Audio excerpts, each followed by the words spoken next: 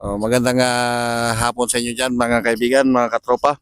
Andito tayo ngayon sa katabi natin si kaibigang Henry Mendoza.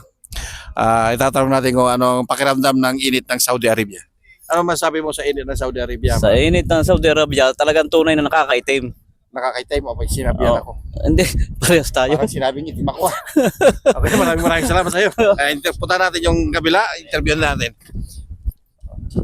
Nandito naman tayo ngayon sa katabi ni Louie Rodillas. Itatanong natin kung kumusta ang init ng Saudi Arabia. Ano masasabi mo sa init ng Ang Saudi Arabia? masasabi ko ayos lang. Pag mainit, mainit talaga. Yun lang. Yun lang daw ang masasabi niya. Buti hindi sinabi yung may team. Tanungin natin itong isa.